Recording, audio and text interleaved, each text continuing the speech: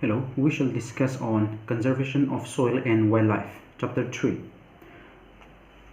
What is soil? Soil is defined as the fertile topmost layer of the earth that is capable of supporting life.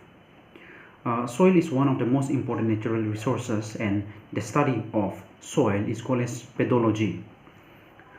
Soil forms about 1/5 of the earth's surface and is covered with forests, grasslands, deserts, and agricultural lands, etc.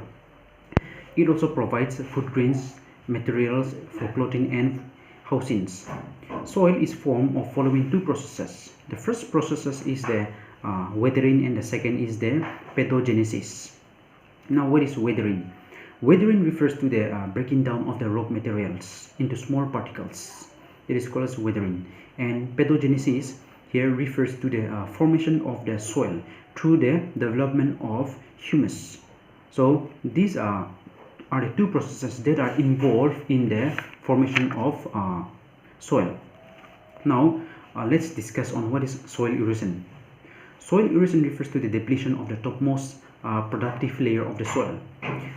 This soil erosion is done by mostly two agents. The first agent is the wind, and the second is by water. So there are various methods of controlling soil erosion. The first is by crop rotation. When we say crop rotation, we are referring to growing different crops in different season in the same land. So if in one season one particular crop is grown, in the next season different variety of crop will be grown again. So that is the meaning of crop rotation. So the second method is for plantation, like afforestation and reforestation. Third is by controlling overgrazings by animals, and fourth is by terrace cultivating on the hill slopes in order to avoid direct flow of water. So these are some of the methods of controlling soil erosion. Now, soil erosion causes loss of fertility of soil, as the minerals and the nutrients and organic matters that are present in the topmost layer of the soil are washed off easily by the agents of either wind or water. So besides, soil erosion also degrades the quality of water, and hence it deprives the living organisms of pure water. Now let's discuss on the lowering of soil fertility. With social and economic development, large tracts of forest agricultural lands are being removed, and they are being converted to construct roads, school, colleges, and even hospitals and other economic activities. When the plant cover is removed, the nutrients are also removed easily, and hence this result in the lowering of the nutrients that is present in the soil. Hence the quality of soil, the fertility of the soil is being reduced to much extent. So with time, when this activities keeps going on, soil loses its fertility completely and is no longer capable of sustaining the crops. Therefore, this condition is called as total breakdown of soil system. Now let's discuss on the principles of soil conservation. Soil conservation principles works on following guidelines. The first one is to protect the soil from the impact of rainfall. The second is to slow down the water movements down the slopes. So this water movement along the slopes can be slowed down by plantations like afforestation, reforestation, or even by terrace cultivating along the hill slope. The third principle is by making the soil water permeable. That when we say permeable, we here referring to allowing easy movement of water into the soil. And the fourth is to increase the size of the soil particles, and the fifth one is to grow vegetation covers and ridges to reduce wind velocity, and the sixth is to grow strips of vegetation covers to stop the flowing particles of the soil. So these are some of the principles of soil conservation. Now let's discuss on the soil conservation practices. There are different practices to conserve soil. Now we shall discuss on few topics under this. The first one is alternate cropping or crop rotations. These cropping practices referring to the growing of different crops in the successive years on the same land. That means if we grow one plant in one growing season, in the next growing season different crops is grown, And why we are doing this is to allow the recycling of the nutrients in the land. So for example, pulses and cereals are grown alternately in one particular land in order to maintain the nitrogen content in the soil. The second method of soil conservation practice is the judicious use of water.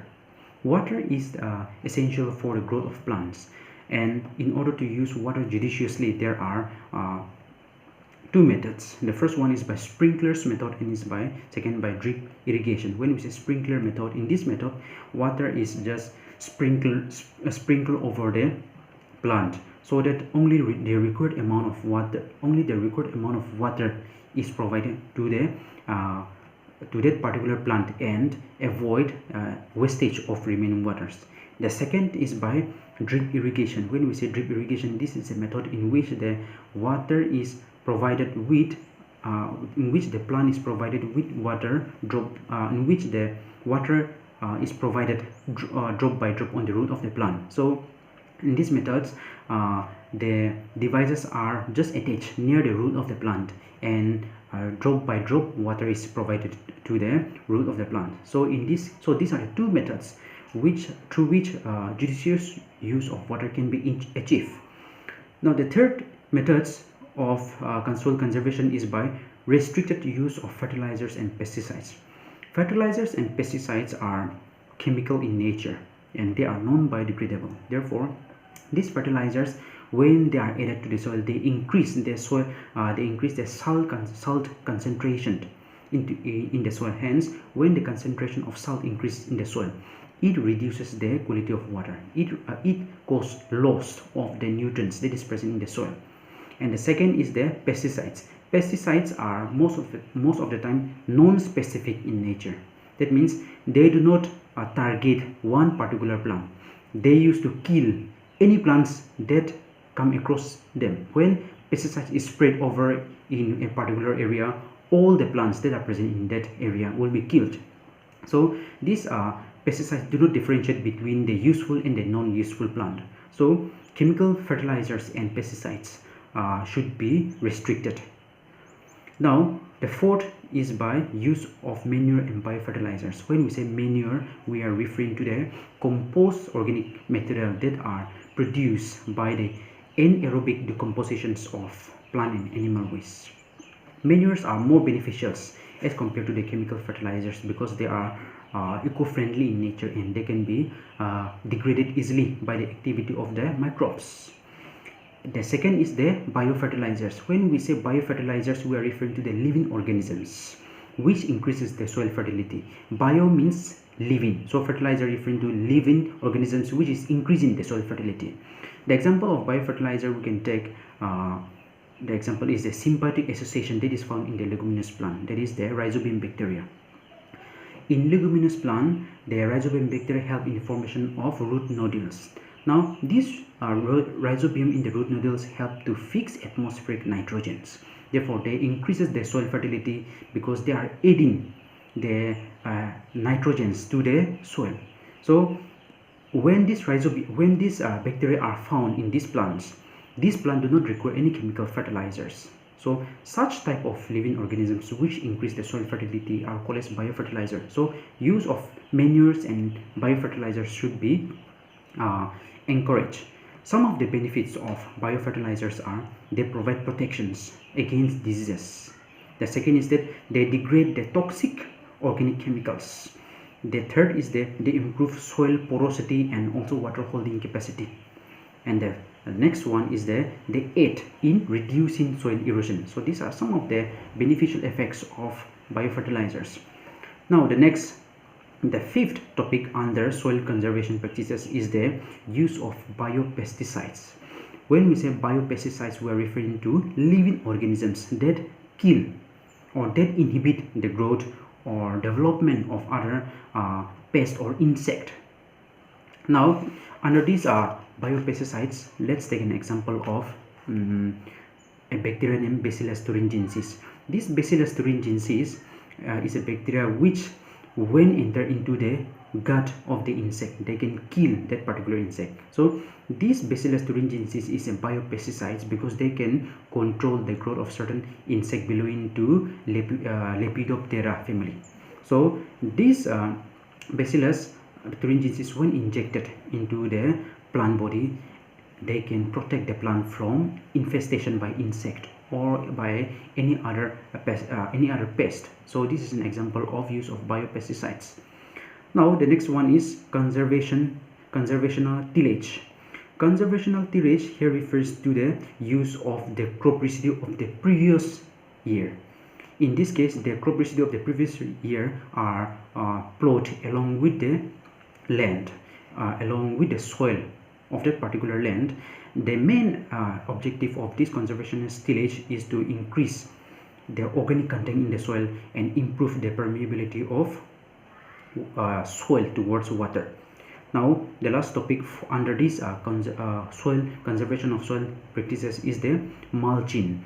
When we say mulching, we are referring to leaving the land that is being harvested for 2-3 years. So this particular land which has been harvested for 2-3 years are left untilled and are covered with the cropped residue in order to let this land retain its organic content. So the main objective of this mulching is to help the soil retain the moisture, decreases runoff, and at the same time increases the concentration of organic matter in this particular soil. So these are some of the soil conservation practices.